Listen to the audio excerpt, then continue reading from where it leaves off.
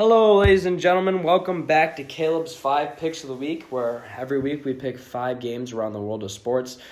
This week we're back with some NFL games. I also am joined back again this week with Tyler here. Tyler, say hi to the people. Hi, people.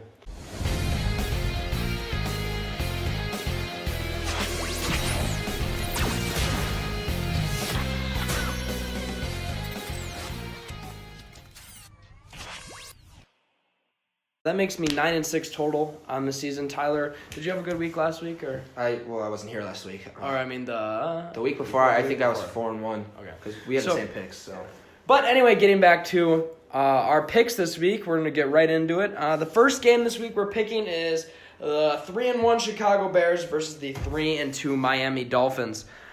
Bears back from a bye week. They whooped the Buccaneers the week before, and I talked a little bit about that last week. I see the Bears winning this game, 28-17. I think that defense is still just going to continue to improve as a group. I think that Khalil Mack will just continue to build on his season. He has 5.5 sacks in the year already. Yeah. That's incredible. It's crazy. In 4 games. And he's the only people that are beating him are guys that have already played. Yes, he's a dynamic player. You can put him in, he's a lot like what, as much as I hate to bring up Clay Matthews and the Packers, he was a lot of what Clay Matthews was for the Packers for a long time, where you could just put him anywhere. Not really anymore. Clay Matthews is kind of washed up, but we'll not talk about that. Anyway, I just think the Bears will win. Who do you have winning? The Bears are going to win. Dolphins don't have a good enough offense to stop the Bears defense. They've been interesting this year. They've been an interesting team. Yeah. They started off really hot, and then they kind of lost their momentum against the Patriots, and now just kind of things have gone downhill. Yeah. So, all right, second game this week, 5-0 Los Angeles Rams versus the 2-3 Denver Broncos. I think this one's another no-brainer. Rams winning 35-24. Rams won again last week. There's not really much to say. They're just a great football team. I think they're the most well-rounded team in the NFL. I think that they're a top 2 offense. Maybe the Chiefs being the only ones better, and the Saints maybe are up there too.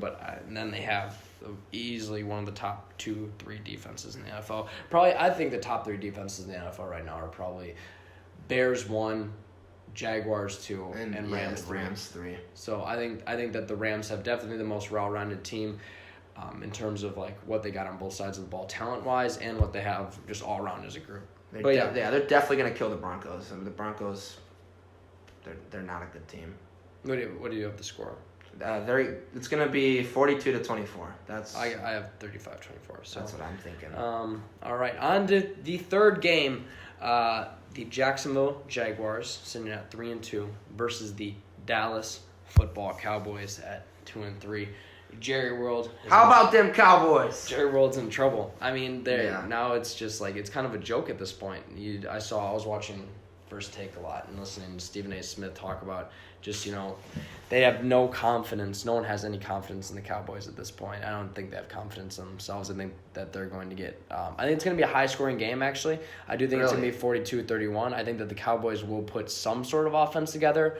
But I just think that the Jaguars are going to torch them. I think that Blake Bortles is going to have a huge day. I would disagree with that. I think it's going to be one of those weeks where Blake Bortles just barely squeaks out a win against a subpar team. But the Jaguars are still going to win. I think. I disagree. I think that Leonard Fournette he's injured. Yeah, he's injured. So he's out this week. But I think that do they have T.J. Yeldon still? Right? No, they don't. No, they got. I think they picked up Jamal Charles. Yeah. I think that it'll be mostly through the air. That's why I think Blake Bortles will have a big week. I think he'll turn the ball over quite a bit like he did against the Chiefs last week. I think the Cowboys are going to struggle for points again. It's going to be a low-scoring game in my opinion. I said 21-14. All right, now we're going to take a break from our picks, and when we come back to those, we'll talk about the Sunday night game and the Monday night game. Now we're going to get into Tyler's segment, his fantasy players of the week. All right, so for my segment, I picked 3 fantasy players, 1 star, who I think is going to be really good this week, 1 sleeper, who you might not know and you might just want to pick up, and then somebody who has been doing good or just you think might be doing good and won't do good this week. So for my star this week, I have Melvin Gordon for the Chargers. they're playing the Browns, and though the Browns have more wins than they do last year, obviously they're a better team. Their defense. I did pick them to win last week, and they came through for me against the Ravens, which is, I picked it to be a late game thriller, and it didn't disappoint. Didn't disappoint at all, winning in overtime. Yeah. So but their defense is shaky, and I think Melvin Gordon's definitely the top touchdown guy on the Chargers, so he'll have 1 or 2 touchdowns. I definitely was thinking about having the Chargers-Browns game be a pick this week. If it were to be a pick, I would have picked the Browns. But that's just because I'm on the Baker Mayfield tree. That dude can throw a football. He puts mustard on it. And he just tight spirals. The ball flies out of his hands. You see the guys on the sidelines. They're just happy to be there, happy to be a part of the whole thing. And, watch out for the Browns.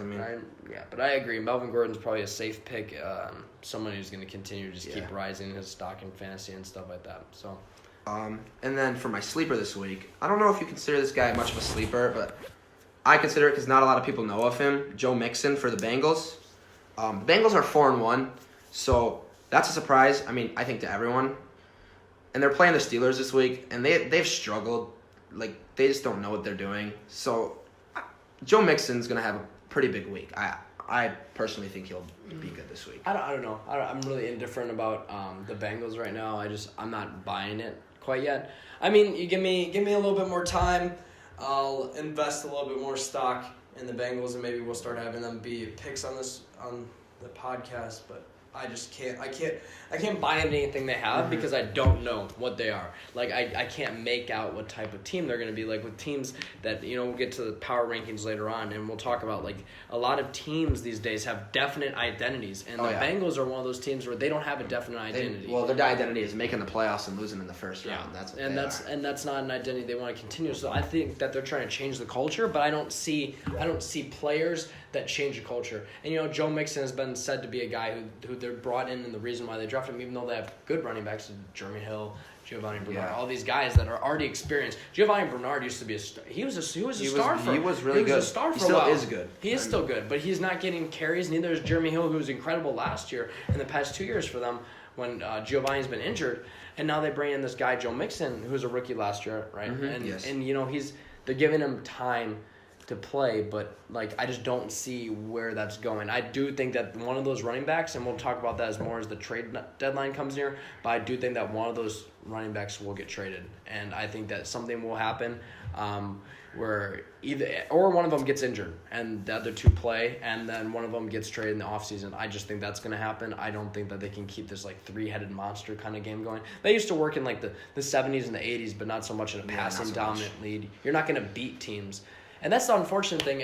We'll come back to your last pick, but the unfortunate thing about the NFL now is that it's all based on just image, how it views when your team is playing the game. If your team is visually appealing, you're gonna win games these days. That's just because what it takes. Nobody wants a ground and pound team. Nobody wants a team that just pounds it up the middle, like you think the Ravens or the.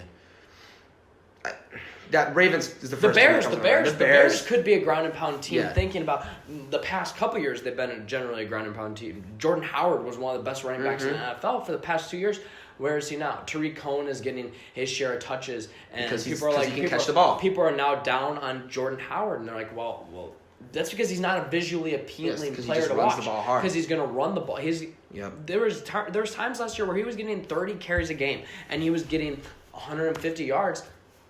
You're like, well, yeah, he's getting 150 yards because he's carrying the ball 30 times a game. Yep. But that was his job, to get his yards, and then the defense's job was to win football games. Yep. And that's why the Bears didn't win a lot of football games last year, because at times when they were in the last moments of the game, they were in close games. Their defense. They'd lose because their defense would make one mistake. And you can't expect a defense to be perfect, but their defense would give up one mistake. And, that's the unfortunate thing with the NFL is that it's turning out towards a showmanship league. And you guys got Drew Brees, who's an exceptional quarterback, exceptional talent. And, maybe sometime in the coming weeks we can make some all-time lists of all-time quarterbacks, all-time players ever. And we can debate about that. But, guys like Drew Brees are the essence of what the NFL is today. He can throw the ball. He can throw the ball. And he's in an elite offensive scheme where he has the opportunity to throw the ball as much as he wants and anywhere he can.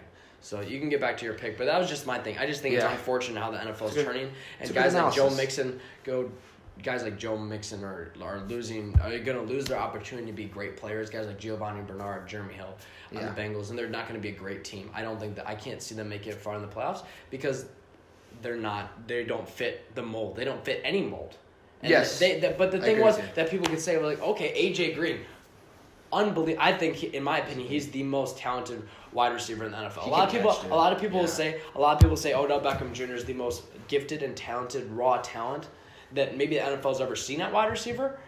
And, that's an interesting argument to have a different day. But AJ Green, I truly believe, is the most physically tooled and physically gifted wide receiver I've seen since Randy Moss. He can catch. He can run routes, dude. Guys like him and Julio Jones. As you look at him, you're like, wow, how do they make those, dude is those catches incredible. that they make?